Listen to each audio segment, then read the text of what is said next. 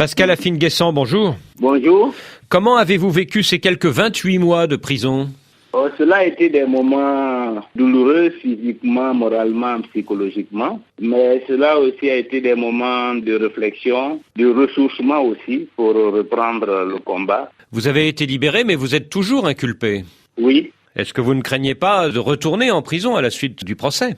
On ne m'aurait pas libéré si l'intention des autorités était de nous ramener en prison. Je considère que notre libération est éminemment politique, qu'elle procède du constat que cette incarcération n'a pas apporté les résultats attendus par les autorités. Et donc, nous considérons notre sortie comme l'échec d'une logique d'anéantissement de l'opposition. Êtes-vous d'accord avec le président Ouattara quand il dit que ces libérations du 5 août, dont la vôtre, c'est un geste d'apaisement ? Oui, je pense que c'est un geste qui contribue à l'apaisement, à la décrispation et qui va favoriser le dialogue. Mais ce geste doit être consolidé par d'autres parce qu'il y a encore beaucoup de nos camarades qui sont encore en prison. Tous les exilés doivent pouvoir rentrer. C'est lorsque ces différentes conditions seront réunies que nous pourrons dire que la décrispation est totale. Et c'est pour cela que nous avons proposé les États généraux de la République parce que nous pensons qu'aujourd'hui, la justice pénale n'est pas suffisamment qualifiée pour traiter des situations comme celles que nous avons vécues, où il y a eu des violations massives des droits de l'homme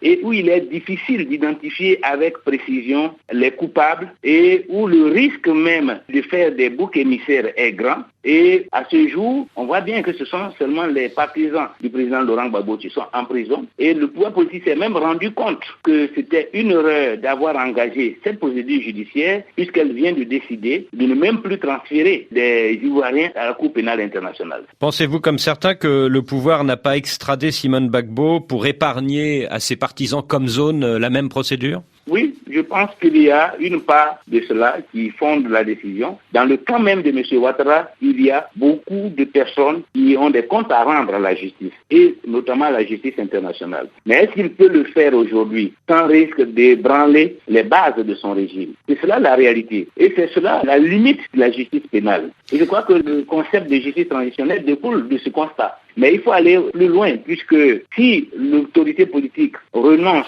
à coopérer avec la CPI, il faut en tirer les conclusions et favoriser la libération du président Laurent Gbagbo. La Côte d'Ivoire a besoin de lui et elle sera incomplète, cette réconciliation, si le président Laurent Gbagbo n'est pas présent au moment où ces débats vont s'engager. Est-ce que vous reconnaissez Alassane Ouattara comme le président de la République de Côte d'Ivoire ? Peu importe.